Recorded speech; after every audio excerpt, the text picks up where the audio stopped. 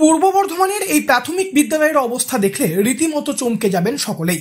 এই বিদ্যালয়ের বর্তমান অবস্থা বেশ খারাপ। প্রায় ৬৫ বছরের পুরানো বিদ্যালয়। বাইরে থেকে দেখলে মনে হবে বেশ পরিষ্কার পরিচ্ছন্ন, কিন্তু বিদ্যালয়ের ভিতরে রয়েছে আসল সমস্যা। আর এই বর্ষা শুরুর আগে সেই সমস্যা বেড়েছে অনেকটাই।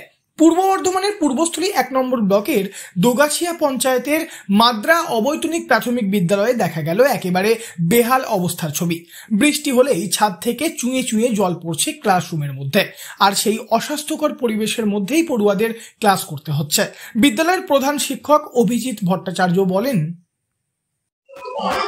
ক্লাস করাতে সমস্যা বলতে এখন আমার স্কুলটা ধরুন বাইরের দিক থেকে বেশ পরিষ্কার পরিচ্ছন্ন ছিমছাম, কিন্তু এই স্কুলটা যেহেতু প্রায় ৬৫ বছরের পুরনো, এই স্কুলের কিছু মেজর রিপেয়ারিং এর প্রয়োজন আছে।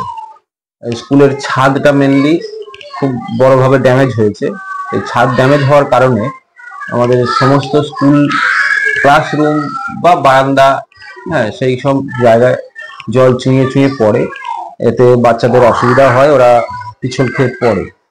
প্রধান শিক্ষকের কথায় বিদ্যালয়ের ছাদ বড়ভাবে ড্যামেজ হয়ে রয়েছে, আর এই ছাদ ড্যামেজ হয়ে থাকার কারণেই বিদ্যালয়ের বারান্দা ও ক্লাসরুমে জল পড়ে। এতে বাচ্চাদেরও অসুবিধা হয়। অনেকে স্লিপ কেটে পড়েও গিয়েছে বেশ কয়েকবার। বর্ষাকালে ক্লাসও চলে একটা অস্বাস্থ্যকর পরিবেশের মধ্যে। বৃষ্টি হলে ক্লাস নিতেও অসুবিধা হয় শিক্ষকদের, কারণ ছাদ থেকে যে জল পড়ে সেটা ক্লাসরুমের মধ্যেই জমা হয়। স্বভাবতই পড়ুয়াদের ক্লাসরুমে বসতে অসুবিধা হয়, এমনকি বইও ভিজে যায়। দীর্ঘদিন ধরেই এই সমস্যা চলে আসছে। বিদ্যালয়ের শিক্ষিকা শুভ্রা মজুমদার বলেন, ভীষণভাবে জল পড়ে, আর প্রচুর বৃষ্টি যখন হয় তখন এত জল পড়ে যে বাচ্চারা বসতে পারে না। নিচটা পুরো জলময় হয়ে যায়, পেছনের দিকে বেঞ্চিগুলো সমস্ত জলে ভিজে যায়। ওদের পক্ষে তখন ওখানে বসে ক্লাস করাটা খুব সমস্যা হয়ে যায়। আর ছোট বাচ্চা, ওরা জল দেখলে এমনিও খেলতে চায়, আর তখন সেই আমাদেরকে সরিয়ে সরিয়ে নিয়ে গিয়ে হয়তো যেখানে একটু ফাঁকা জায়গা আছে, একটু শুকনো জায়গা আছে, তখন সেখানে বসে ক্লাসগুলো করাতে হয়।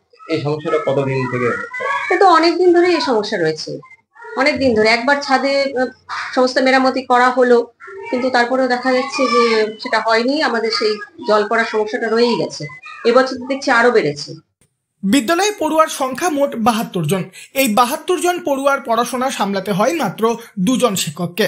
শিক্ষকের সংখ্যা বাড়ানোর জন্যও বিদ্যালয়ের তরফে আবেদন জানানো হয়েছে।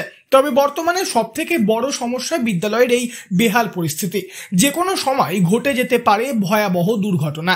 সকলেই চাইছেন যেন দ্রুত বিদ্যালয়ের পরিকাঠামোর উন্নয়ন করা হয়। পূর্ব বর্ধমান থেকে বনোয়ারিলাল চৌধুরী, লোকাল ১৮ বাংলা।